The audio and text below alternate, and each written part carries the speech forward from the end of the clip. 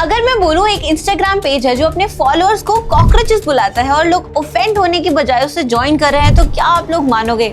मैं हूँ हर्षिता और मैं आपको बताने वाली हूँ कि आखिर ये कॉकरोच जनता पार्टी है क्या। सब कुछ इंस्टाग्राम से स्टार्ट हुआ। एक रैंडम पॉलिटिकल पेज सडनली हर जगह दिखने लगा। Reels, memes, Twitter, threads, Reddit discussions, literally everywhere. And honestly पहले मुझे भी लगा कि ये बस एक और कोई मीम पेज होगा। इस पेज पे सिर्फ मीम्स नहीं थे, यहाँ था इंटरनेट का humour mixed with political frustration, और वही चीज जेन ज़ी को इंस्टेंटली कनेक्ट कर गई।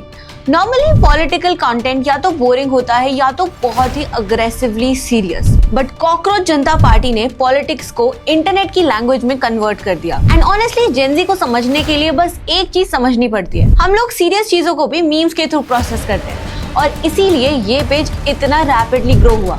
With in a few days millions of followers, and now they crossing 12 million followers. Crazy right? और पता है फनीएस्ट पार्ट क्या है?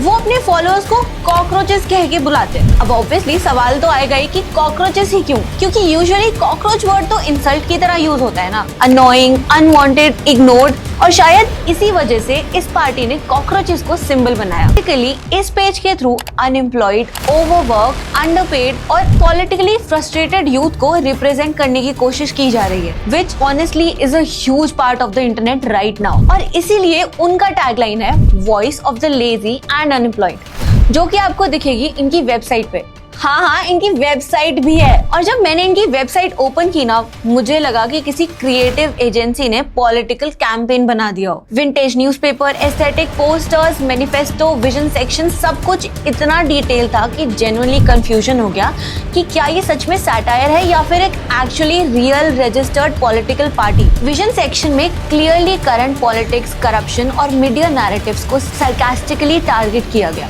और मैनिफेस्टो भी काफी डायरेक्ट था। Judiciary, election, accountability, women reservation, media bias, politician switching parties, सब टॉपिक कवर किए गए।